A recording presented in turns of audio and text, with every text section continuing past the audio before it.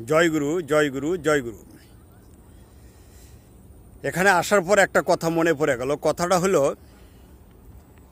গত 2 দিন আগের কথা।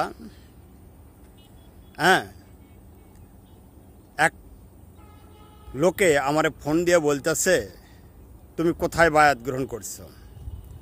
তখন আমি বললাম, আমি যেখানে বায়াত গ্রহণ করছি এবং তরিকার নাম, সিলসিলা, দরবার সব আমি পরিচয় দিলাম।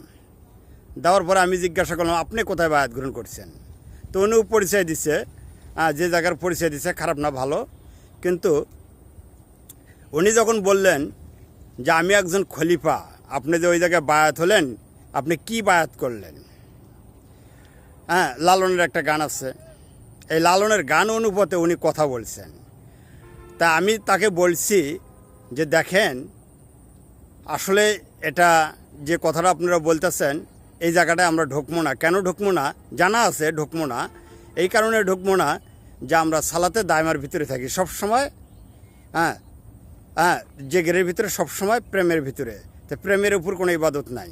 তবে মূল কথাটা হলো, যার গুরু সত্য না, যার গুরু সত্য না, আল্লাহর সৃষ্টি সবাই ভালো, সবাই সুন্দর, আল্লাহর যে সৃষ্টি, তাই আমি বদনাম বলতে পারি না।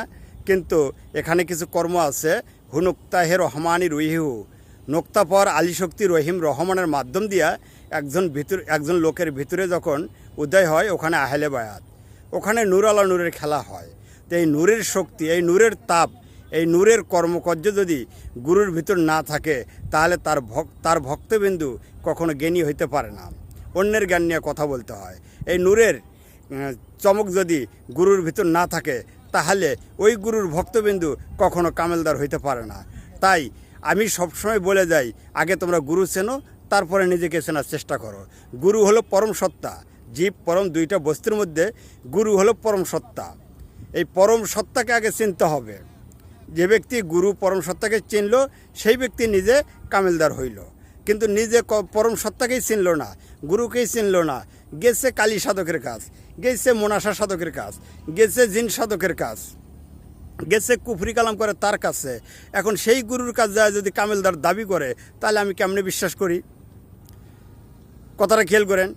কিছু কিছু দরবার আছে, নাম ভাঙব না, গেলেই পিসাব বানায়া দেয়, গেলেই সাধু বানায়া দেয়, গেলে আউলিয়া বানায়া দেয়। আসলে মূলে কেউ সাধু হয় না, মূলে কেউ পিসাইব হয় না, মূলে কেউ আউলিয়াও হয় না।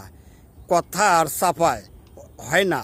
এখানে কর্মসূত্রে, সাধনার সূত্রে, গুরুর কর্মগুণে, গুরু নিজ গুণে আসিয়া যখন আদ্যশক্তির উদয় তৈরি করে, তখন আউলিয়াত্ব আসে। সেটা একমাত্র প্রেমিকের ভিতরে, যোগী সাধকের ভিতর না। তবে অনেক কথা বললাম, ভুল হলে ক্ষমা করে দিয়েন।